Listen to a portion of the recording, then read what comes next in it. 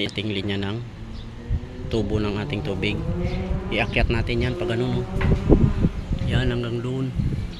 Tatanggalin natin yung damo. Buti gumawa tayo, grabe na palang damo. Yan, tapos akyat tayo dyan. Yan, lulusot natin doon. Tapos ililiko natin ganun papunta doon sa tangke. Grabe na ang damo.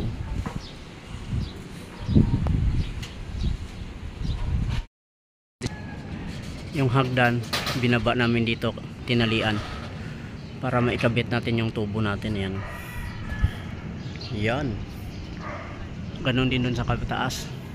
Nagtapon muna ako ng tali, tsaka tinalian ko yung hagdan. Sinortcut ko na lang yung hagdan kasi pag iikot pa tayo napakalayo ng ikutin kasi ibang subdivision na naman yun sa kabila. Tapos na.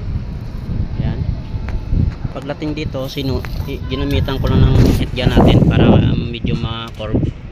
Kasi hindi kaya ng elbow eh. Yan siya. So medyo yung curve ko siya. Yan, papunta dun sa baba. Yan. Buti na lang, may bubong dito kaya hindi tayo hirap. Kaya maganda talaga pag kumpleto ka sa gamit. Madali mo magawa ang mga bagay na mahirap pag kumpleto ka sa gamit.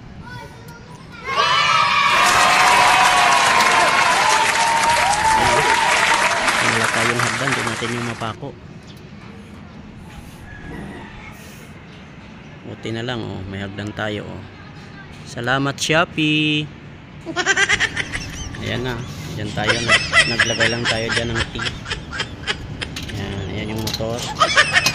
Ayan, ayan ang linya natin, oh, pababa. Oh, wala nang kahirap-hirap maghugas ng plato. Ang lakas na ng tubig.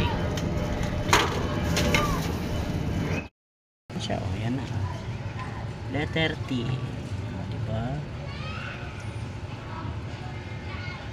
Yan ang ating connection. Siniminto ko pa para na mas matibay kasi siyempre may pressure. Yan. Tapos yun, mga clamp na lang yan doon. Paakyat. Okay. Alright. Ayan yung ginawa natin. Yan yung luma. Ayan yung kinabit natin. Alright. So ito yung labas ng tubig niya. Ayun oh. Oh. Sumisirit. Kala mo ano, may Sprite.